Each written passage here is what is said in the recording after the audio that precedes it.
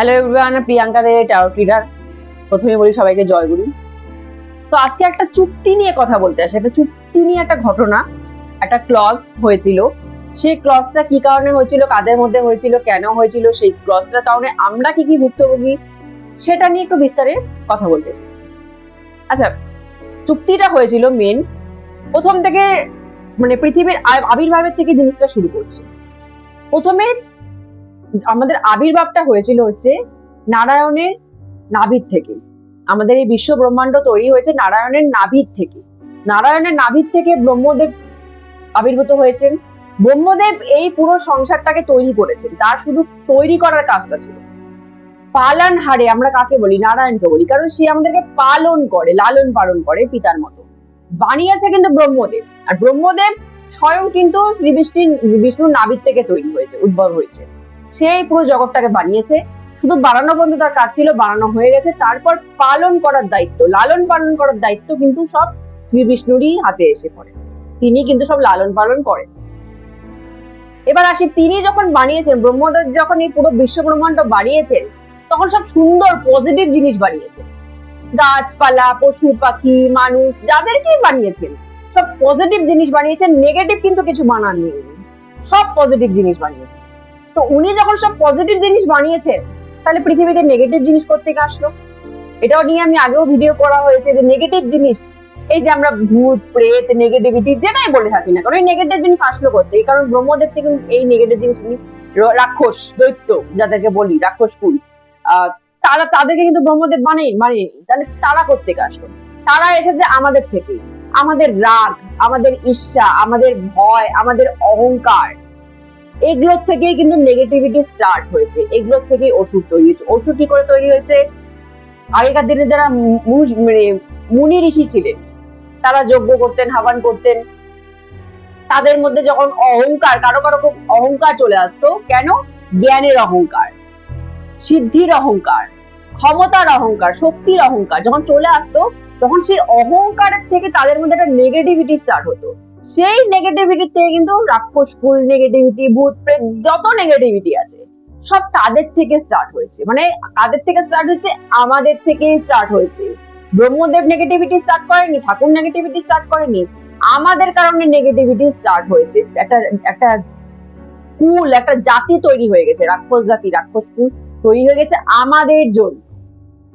আমাদের থেকে তৈরি হয়েছে, ব্রহ্মদেব তৈরি করেনি নিজে হাতে। আমাদের ভুলের জন্য, আমাদের হিংসা, ভয়, অন্যের প্রতি জেলাসি, ক্ষমতার অহংকার, এগুলোর থেকে তৈরি হয়েছে। তো যেহেতু আমাদের থেকে তৈরি জিনিসগুলো, সাধনার অপব্যবহারে তৈরি জিনিসগুলো, তো সেগুলোর সাথে ঠাকুরের কিন্তু ডিরেক্ট কানেকশন আমার মনে হয়নি। এটা আমি যেগুলো ভিডিওই করি, আমার মনে হয় এগুলো আমার পার্সোনাল মতবাদ। এগুলো ঠাকুর একটা জায়গায় বলে গেছেন যে তোমরা যদি বেদ উপনিষদ নাও পড়ো, তোমরা যদি সাধনা করো, তো সেই সাধনার মাধ্যম দিয়ে তোমাদের কাছে যে জ্ঞানগুলো আসবে সেগুলোই বেদ উপনিষদ। তো যারা বেদ উপনিষদ পড়েছো, তাদের থেকে আমি মনে করি যারা সাধনা করে যে জ্ঞান পেয়েছো, তাদের গুলো বেশি ইম্পর্টেন্ট, আমার যেটা মনে হয়। তো সেরকমই আমি যতটা জ্ঞান পাই বা সাধনার দ্বারা যে যে জিনিসগুলো পেয়েছি, আমি সেগুলোই শেয়ার করার চেষ্টা করি। আমি কোনো বই পড়ে, পুঁথি পড়ে সেগুলো এখানে যদি আমাকে বলা হয় এই জিনিসগুলো বলছো, এগুলো কোথায় লেখা আছে, তাহলে আমি বলতে পারবো না এগুলো কোথায় লেখা আছে, কারণ এগুলো আমার পাওয়া জিনিস। এগুলো আমি কোথা থেকে পেয়েছি, কোনো বইয়ের থেকে, গ্রন্থ থেকে না। এগুলো আমার সাধনার ফল, এগুলো এগুলো আমার সাধনার উপহার। তো সেগুলোই আমি শেয়ার করতে আসি। তো আমার পার্সোনালি মনে হয় যে এই নেগেটিভিটির সাথে ঠাকুরের ডিরেক্ট কোনো কানেকশন নেই, মিডিলে আমরা আছি।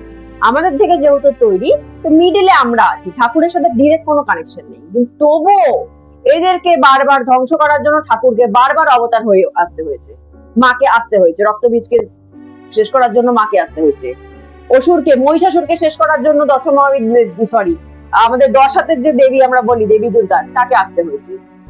রাবণকে শেষ করার জন্য ঠাকুরজিকে স্বয়ং কিন্তু রাম হিসাবে আসতে হয়েছে। কৌরব বংশ শেষ করার জন্য শ্রীকৃষ্ণকে আসতে হয়েছে। তো সেরকম আমার মনে হয় প্রতিটা কুল, মানে রাক্ষস কুল, নেগেটিভিটি, এদেরকে ধ্বংস করার জন্য কিন্তু তাদেরকে আসতে হয়েছে। কিন্তু তারা কিন্তু ডিরেক্ট কানেকশন নেই, তারা কিন্তু উদ্ভব করেনি, আমরা উদ্ভব করেছি। আমাদেরকে, আমরা যেসব জিনিস আমরা উদ্ভব করেছি আমাদেরকে বাঁচানোর জন্য তাদেরকে বারবার আসতে হয়েছে।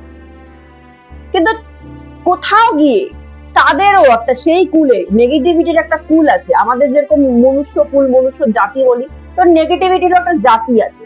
তো সেই জাতির কাছেও একটা কোশ্চেন আছে যে আমরা তো নিজেরা তৈরি হইনি, আমাদেরকে এরাই তৈরি করেছে।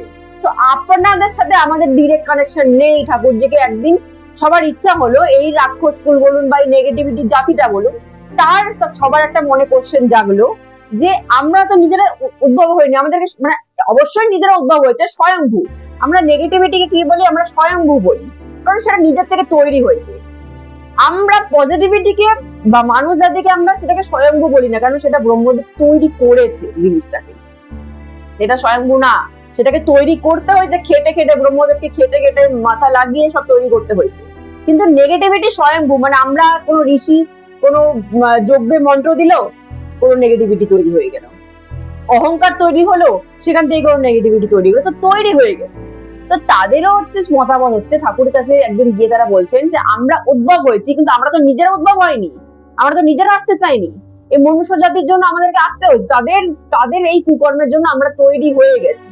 এখন আমরা যত তৈরি হয়ে গেছি, আপনাদের সাথে আমাদের কিন্তু কোনো ডিরেক্ট কানেকশন নেই। তাহলে বারে বার এই মনুষ্য জাতিকে রক্ষা করার জন্য, এই ব্রহ্মাণ্ডকে রক্ষা করার জন্য আপনারা কেন এসে আমাদেরকে ধ্বংস করছেন?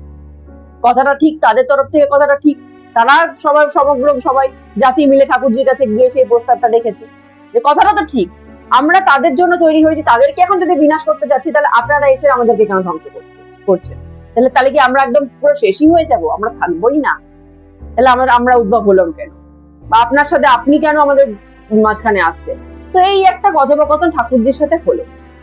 কথাটা তো ঠিক, ঠাকুরজি সেটা বুঝলেন যে হ্যাঁ কথাটা তো ঠিক, তাহলে এটার উপায় কি? তো বারবার যখন ঠাকুরজিকে এটা মানে নিবেদন করা হলো যে আপনারা বারবার এসে আমাদেরকে ধ্বংস করবেন না, নিবেদন করা হলো রাক্ষসকুল জাতির থেকে। তো ঠাকুরজিও অবশ্যই এটা বুঝলেন যে কথাটা তো ঠিক বলছে, তো কি করা যায় এখন? তাদের কাছে জিজ্ঞেস করুন যে তোমরা কি চাও? তো তারা যখন বলছেন, তারাও মানে সেটা ভেবে চিন্তেই গেছেন যে কি বলবেন ঠাকুরজি, যদি এটা বলে ঠাকুরজিকে এটা কি বলবেন। তারা এটা ভেবে চিন্তে গেছে যে আমাদের মাঝখানে বা মনুষ্য জাতির মাঝখানে আপনি আসবেন।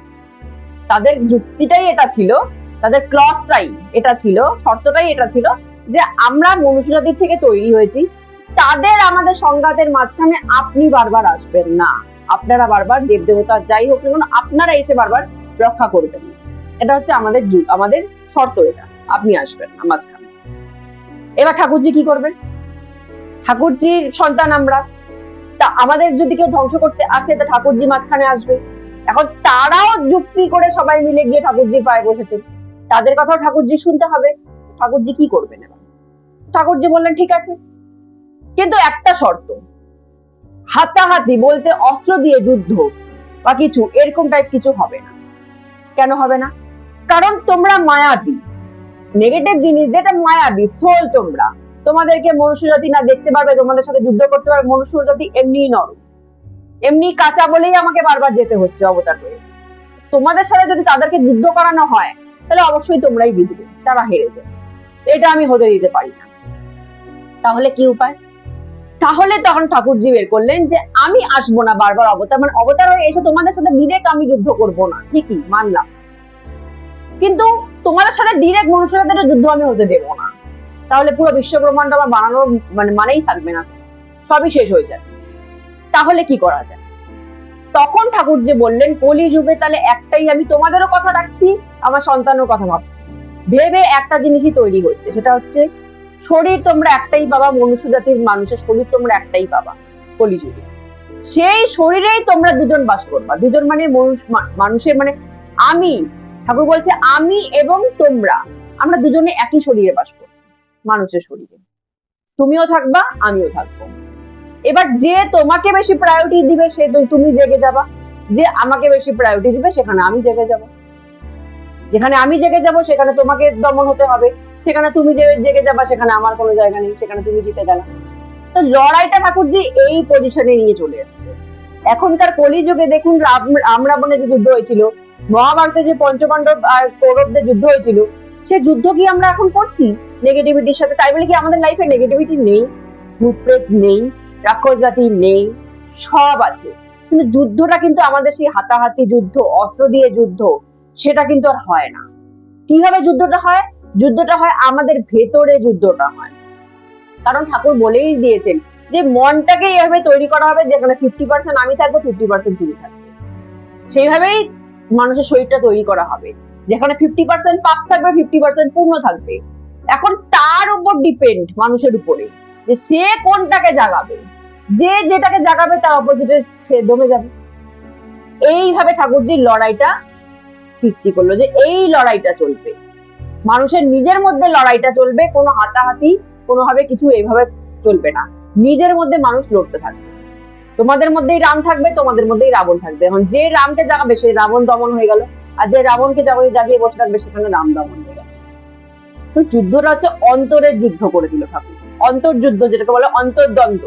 ঠাকুর যে কলিযুগটাকে অন্তর্দ্বন্দ্ব করে দিলেন তাদের কথার বেসিসে। কারণ যুদ্ধ যুদ্ধ উনি করতে, বহির্যুদ্ধ বহিঃপ্রকাশ উনি করতে দিতে পারেন না সচরাচর।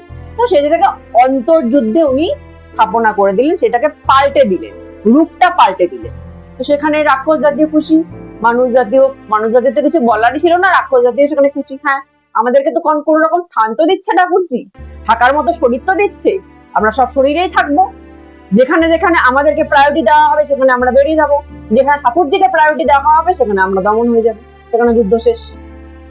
তো এই অন্তর্দ্বন্দ্ব, আমরা যুদ্ধটা কিন্তু কন্টিনিউ কলিযুগের প্রতিটা মানুষ কিন্তু আমরা করে যাচ্ছি, কিন্তু আমরা সেটা জানি না যে ক্লসটা কি হয়েছিল ঠাকুরজির সাথে, ক্লসটা কে করেছিল, তৈরিটা কিভাবে করলো, যে আমাদের ভেতরেই সব আছে, এই জিনিসটা ঠাকুর করতে বাধ্য হলো কেন, কারণটা কি, আমরা এই ক্লস গুলো জানি না। এবার আসি ঠাকুরজি তাদেরকে কি বলেছেন, যে আমি এসে তোমাদেরকে নিজের হাতে দমন করব না। কারণ তাদের এটা অনুরোধ ছিল যে আপনি বারবার এসে আমাদেরকে দমন করছেন, আপনার সাথে তো ডিরেক্ট কোনো কানেকশন নেই, আপনি কেন বারবার আসছেন। ঠাকুরজির এটা সত্য ছিল যে হ্যাঁ, আমি বারবার এসে নিজে হাতে তোমাদেরকে আর দমন করব না। কুরুক্ষেত্রের যুদ্ধের পরে কিন্তু ঠাকুরজি আর নিজে এসে নিজে হাতে কিন্তু রাক্ষস জাতিকে দমন করেনি। ঠাকুরজি কি করেছেন, যে হ্যাঁ আমি আসবো বারবার, কিন্তু তোমাদেরকে দমন না করলেই হলো। তো তোমাদেরকে আমি নিজের হাতে দমন করবো না, কিন্তু আমি বারবার আসবো। কেন আসবো? আমার সন্তানের জন্য আমি আসবো, আমার সন্তানদের জন্য আমি আসবো। কারণ তারা জানে না যে তাদের মধ্যে তুমিও আছো, তাদের মধ্যে আমিও আছি। সেই জিনিসটা মনুষ্য জাতি জানে না। তো সেই জিনিসটা জানাতে আমাকে বারবার আসতে হবে যে তোমাদের মধ্যেই সব আছে। আর তোমরা কাকে জাগাবা সেটা তোমরা নিজেরা ডিসাইড করো, তোমরা স্বাধীন, তোমরা নিজেদের পার্সোনাল ডিসিশন নিজেরা নাও, কিন্তু সেটা তো আমাকে জানাতে হবে তো আমার সন্তানকে। তো সেটা জানানোর জন্য আমি প্রতি যুগে যুগে আমি অবতার হিসেবে আসতে থাকবো, এবং তোমাদের সাথে কি করে লড়তে হয়, ভিতরে কি করে লড়তে হয়, সে লড়ার টেকনিকও আমি শিখিয়ে দিয়ে যাবো। আমি তোমাদেরকে মারতে পারবো না, ঠিক আছে, কিন্তু আমি আমার সন্তানদের শিক্ষা তো দিতে পারি, শিক্ষা দিয়ে তো প্রতিবার যেতে পারি যে তোমাদেরকে কি করে বারবার দমন করতে হয়, নিজের ভিতরে বারবার দমন করতে হয়, বাইরে না, নিজের ভিতরে কি করে তোমাদেরকে দমিয়ে রাখতে হয়, সেই রুলস গুলো আমি বারবার এসে আমার সন্তানদেরকে শিখিয়ে দিয়েছি। তো এই পুরো জিনিসটা, ক্লসটা এইভাবে তৈরি হয়েছে যে কেন কলিযুগে কেউ এসে যুদ্ধ করবে না, আমাদের নিজেদের মনের সাথে আমরা নিজেরা যুদ্ধ করব, যুদ্ধ করে আমরা সেটাকে হারিয়ে রাখবো। আর একটা জিনিস, নেগেটিভিটি কখনো কিন্তু শেষ হয়ে যায় না, তাকে দমন করা যায়, তাকে একদম দমিয়ে রাখা যায়, পায়ের নিচে দমিয়ে রাখা যায়, কিন্তু তাকে একদম পুরোপুরি শেষ, সেটা কিন্তু সে একবার যেহেতু স্বয়ংভূ উদ্ভূত হয়ে গেছে, তাকে কিন্তু শেষ করা যাবে না, দমিয়ে রাখা যায়। সেরকম আমরা আমাদের ভিতরে রাবণ যে বসে আছে, রাক্ষস জাতি আমাদের ভেতরে আছে, দেব জাতীয় ভেতরে আছে, সেই রাক্ষস জাতিটাকে আমরা নিজেদের মধ্যে দমিয়ে রাখতে পারবো, দেব জাতিটাকে উঠিয়ে। এবার আসি আরেকটা জিনিস, ছোট্ট জিনিস আমি এখানে ইনক্লুড করে দিচ্ছি, সেটা হচ্ছে আমাদের এই জিনিসগুলো, জ্ঞানগুলো পাওয়ার জন্য আমাদের থার্ড আইয়ের দরকার। এই জ্ঞানগুলো আমরা এই দু চোখ দিয়ে পাই না, থার্ড আই দিয়ে পাই। থার্ড আই দিয়ে কেন পাই? কারণ দু চোখ দিয়ে আমরা বাইরের জগৎটাকে দেখি, আমরা নিজেদের ভিতরটাকে আমরা দু চোখ দিয়ে দেখতে পারি না। এই বাইরের সবকিছু আমরা দু চোখ দিয়ে দেখি, বাইরের জিনিস দেখার জন্য দু চোখ দেওয়া হয়েছে, অন্তরের জিনিস দেখার জন্য কিন্তু থার্ড আই দেওয়া হয়েছে। এই জন্য আমরা থার্ড আই কিন্তু আমরা দেখতে পারি না, আমাদের এই দু চোখটা দেখতে পারি, কিন্তু আমরা থার্ড আই কিন্তু ভিজিবল না। কারণই সে থার্ড আইটা দেওয়াই হচ্ছে ভেতর দেখার জন্য, অন্তর দেখার জন্য থার্ড আইটা দেওয়া হয়েছে, এই জন্য সেটা ভিজিবল না বাইরের থেকে। দু চোখ ভিজিবল বাইরের জিনিস দেখার জন্য, বাইরের জিনিস দেখার জন্য ভিজিবল জিনিস দরকার, ভিতরের জিনিস দেখার জন্য ভিজিবল জিনিসের না হলেও চলবে। তো এই যারা থার্ড আই তোমরা জাগাতে চাও, তারাই এই ক্লস গুলো, এই জ্ঞান গুলো ঠাকুরজির কাছ থেকে কিন্তু এই জিনিসগুলো পাবে, যে কোথার থেকে কি শুরুয়াত হলো, কেন হলো, কি কারণ, কেন আমাদের ভিতরে দ্বন্দ্ব চলছে, কেন সবকিছু ভেতরে চলছে, বাইরে কিছু চলছে না বাট ভেতরে ভেতরে আমরা লড়ছি, কেন, কোথা থেকে শুরু হলো, কিভাবে উদ্ভব হলো। এই জিনিসগুলো যখন তোমরা ঠাকুরের সাথে কানেকশন হবে, থার্ড আই জাগাবে, তখন এই জ্ঞানগুলো তোমাদের মধ্যে অল্টারনেটিভ চলে আসবে জিনিসগুলো। এগুলোকেই ঠাকুর বলছে, যেগুলো জ্ঞান তোমরা পাচ্ছ সেগুলোই বেদ অ্যান্ড উপনিষদ। তো আমার মনে হলো এই ক্লজটার ব্যাপারে জানানো দরকার, সবাই জানুক ব্যাপারটা কি, তাই জিনিসটা কিন্তু বলার চেষ্টা করলাম। আজকে এখানে স্টপ করছি। জয় গুরু।